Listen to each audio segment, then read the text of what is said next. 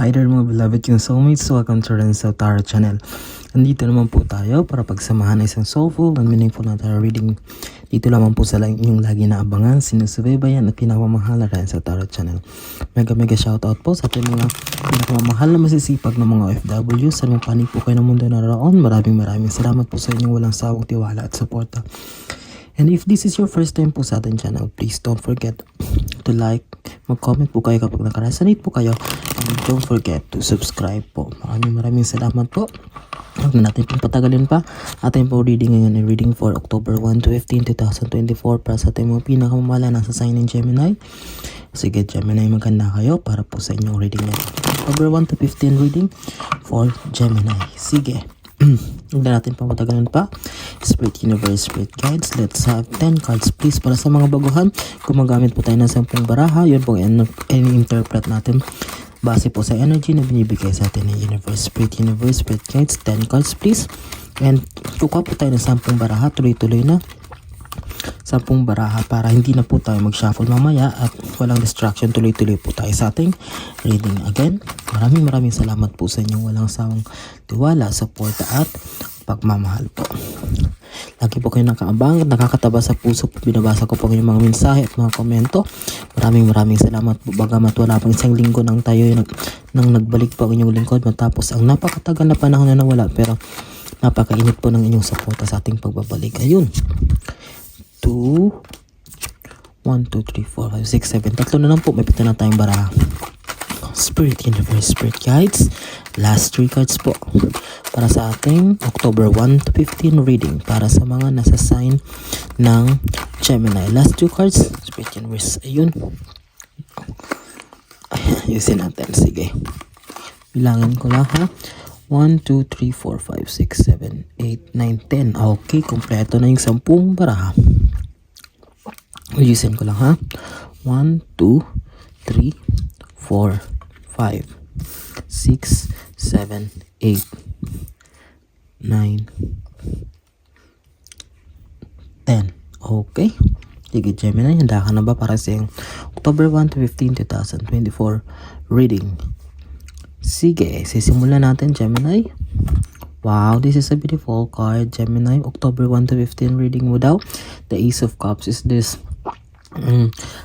This Ace of Cups means a result, bunga ng isang malaking bagay na yung matagal na inaantay or pinagpaguran. Okay, Ace of Cups is like, kumbaga dito na tagal mong kung sa halaman matagal mo siyang diniligan, inlagaan, lahat nilagyan mo ng fertilizer just to see the end result or yung bunga. And here, this Ace of Cups is a card of that thing. Ibig sabihin sa October 1 to 15 ay unti-unti makikita mo na yung liwanag or yung bunga ng lahat ng pinagpaguran mo. Okay, because Gemini, you have been through a lot. Marami kang pinagdaanan, napakasipag mo talagang, binuhos mo lahat sa bagay na ito. And starting this half of the month of October 1 to 15, unti-unti na may kaliwanagan na at makikita mo na ang magiging bunga or end result ng mga bagay na pinaghirapan mo. Okay? Second card. Yun, Queen of Swords. Look at this one. Tingnan mo, Queen of Swords nakaharap na dito. Ibig sabihin, there was a big battle. There was a big milestone ka na na-achieve. Okay? Ibig sabihin, merong isang bagay na malaking bagay kang napagtagumpayan, and you do it by yourself, and walang kaalam-alam ang mga tao sa paligid mo, walang kaalam-alam yung mga taong importante sa buhay mo na napakalaki pala nitong burden na yung napasan at nalagpasan.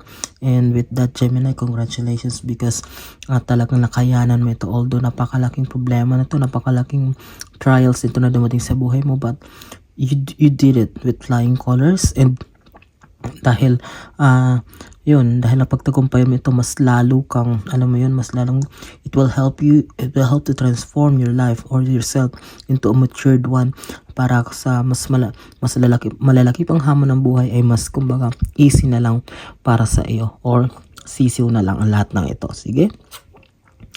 Wow, this is a beautiful card. Tingnan mo, pangatlong baraha is the Magician card.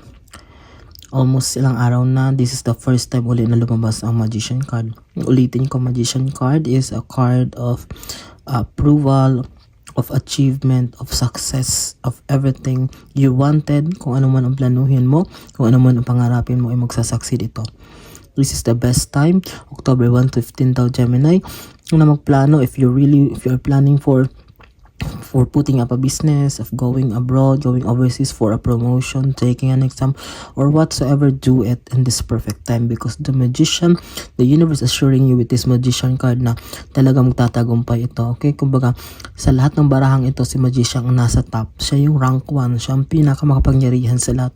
Bakit? Nasa kanya ng lahat. Tingnan mo, nasa kanya yung pentacles, yung cups, yung sword, yung wands. Look, the infinity, abundance, walang tigil, walang humpay na pag-agos ng biyaya. Look at the background, yellow color is color of joy, happiness. Okay, magician card. Okay, pinapatunayan lang nito that is a season October 1 to 15, everything you will be manifesting on man to mga hilingin mo ay may katuparan. Sige. Pang-apat sa yung October 1 to 15 reading, Gemini, is the Tower. Something is about to end in your life. It's all about ending, closure, pagsasara, pagtatapos. Okay, don't worry, because kapag may nagtatapos, may nagsasara, may panibagong pintong magbubukas, panibagong opportunities. There will be a new one, new beginning. Okay? And it involves, siguro itong tower na to, it will involve your old habits, yung mga gawain mo ng mga nakaraan na hindi naman nakakatulong sa iyo, or hindi naman nakakatulong sa iyo to develop yourself, or to be a good one. Okay, to be a better person. Okay, ang ibig sabihin to, Gemini, is tatapusin din ito, i-end din ito, magkakaroon din ng closure ito sa mga sitwasyon, sa mga tao na nasa paligid mo na wala namang naitutulong sa iyo. Okay, everything will be cut off, and a new opportunities, a new horizon for a new life, or a new chapter in your life will unfold. Sige. Pang-5, okay, Nine of Cups. Okay, ibig sabihin nito, Gemini, October 1 to 15 reading daw is starting this season is that magiging clear na sa lahat, malinaw sa lahat yung mga ma-achieve mo. Okay, hindi ito maitatago, mahahayag ito sa lahat, at you will be unstoppable. Look at you, sitting like a boss. Napakarami mo na nakolekta, mas madadagdagan pa yan. It's because of your determinations and pursuit of excellence sa buhay. Ibig sabihin no, Gemini, ngayon, with the help of Magician card, wala makakapigil sa iyo sa pagkakamit nito mga tagumpay. Mas marami pang tagumpay, because you truly deserve it. Okay, matalino ka, nasipag ka, lahat nasa sayo na, at you're unstoppable. With this 9 of Cups, this is just showing that in terms of achieving success, hindi ka nakokontento sa isang bagay na successful ka na, you really wanted more. And this one thing, in this thing na nangailangan ka pa ng mas grabe or mas marami, it's because you wanted to share or to help others. Okay, because it is innate in yourself, nasa pagkatao mo ang pagtulong sa kapwa. Okay, pang-anim mong baraha is the 5 of Cups. Okay, 5 of Cups, October 1 to 15, this will be the season also for you, bago Gemini, to reflect. Okay, na kailangan tingnan kung alin ba ang dapat unahin, kasi siguro na overwhelmed ka sa mga dapat mong nagsasabay-sabay na mga gawain, itong mga priorities mo, siguro ito mga sa career, sa love life, sa finances. Okay, have time to reflect kung alin ba ang dapat unahin. Oh yes, lahat ng ito ay mahalaga, lahat ng ito ay may epekto sa iyong pagkatao in terms of your holistic development as a person, but kinakailangan you need to prioritize, at least take everything one step at a time. Dahan-dahan lang, isa-isa, na at least balance ang lahat, kasi mahirap na. Okay, kung magkaroon or mamuo ang emptiness or kalungkutan sa puso mo, there will start na baka baka gumuho ang lahat. Okay, kailangan balance ang lahat, kailangan dahan-dahan lang. Okay, Gemini, naway nasusundan niyo ang mensahe natin. Sige. Okay, pang-7 mong baraha sa October 1 to 15 reading is the Knight of Pentacles. This is a very beautiful card. Iuwi mo or naiuwi mo na ang isang napakalaking bagay. Ulitin ko, Magician, Knight of Pentacles. Pentacles is money, and here you are. Galing kasi isang napakalaking laban, at napagtagumpayan mo ito. It's because ayan, naiuwi mo siya. Nauwi mo yung prize, nauwi mo yung bunga ng lahat ng ito. It means, or sa iba dyan, sa Gemini, in this period, October 1 to 15, there, sa panahon ito ay makikita mo, o dito mo makikita ang magiging bunga ng lahat, sabi ko nga, with this Ace of Cups. Okay? Success, happiness, peace, everything that will bring you joy ay matakamit mo with this Knight of Pentacles card. Okay? Pangwalo is the Ten of Swords. Okay. Ten of Swords, sabi ko uulitin ko, may kalalaman to dun sa Five of Cups na take things one step at a time, take it easy, huwag masyadong madaliin, balance din ang lahat, because sabi ko nga, kapag namuo ang emptiness o kalungkutan, here, you will become like this one. Okay? Baka mamaya ma-overwhelm ka, hindi mo na malaya, bumagsak ang katawan mo. It's because sa sobrang pagod, kakaisip, hindi makatulog. It's because pinagsasabay-sabay mong lahat. Okay? Mahirap na. That's why, ulitin ko, if you really don't want na maging like this, na maging tulad nito, yes, may pagod kasi sa araw-araw, but huwag masyadong pagsabay-sabay ng lahat. Baka patulad ka nitong Ten of Swords na bumagsak ang katawan at ma-depress or magkaroon ng anxiety sa buhay. Okay? Pang-siyam is the Queen of Cups. Be mindful, be observant, Gemini, sa simula na season na to, maging matalino, maging mapagmatsyag, huwag basta-basta magtitiwala. Okay, alagaan ang mga finances, alagaan yung mga naipundar na, have i-inventory to, huwag masyado magtitiwala, have track on your everything na kinalaman sa finances. Okay? Lagi ito i-check, laging i-check yung supply ng everything, huwag masyadong titiwala. Kung pwede hands-on, ikaw na mismo mag hands-on ka. But ulitin ko, just take it, huwag masyadong seryosohin. Okay? Kung pwede mag hands-on ka, pero may katulong pa rin naman.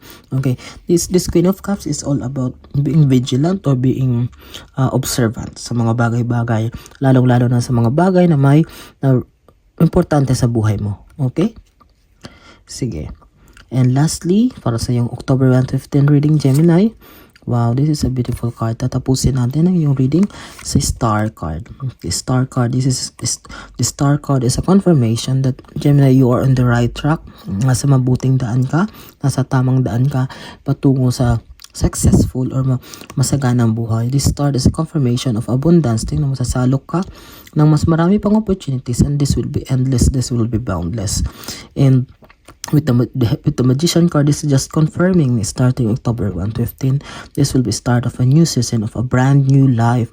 Isang panibagong buhay na puno ng biyaya, puno ng happiness, joy.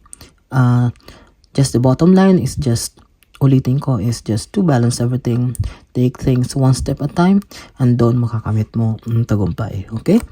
That's it. Yan naman pang isa namang napakaganda, napakalinaw, soulful, and meaningful na tarot reading natin pinagsamahan. Pinakamamakon na sa sign ng Gemini sa yung reading sa October 1 to 15, 2024. Naway naging maliwanag sa inyo ang lahat. Maraming salamat sa mga kaibigan nyo, kakilala nyo, mga kamag-anak nyo na hindi pa nakakilala sa ating channel. Please don't hesitate or don't forget to share our page or our channel. Maraming salamat sa inyong walang sawang tiwala, suporta, laging panonood at pag-aabang sa ating mga videos. Maraming salamat hanggang sa susunod nating pagsasama. Mag-iingat kayo lagi, pinamahal kong soulmates, and God bless us all.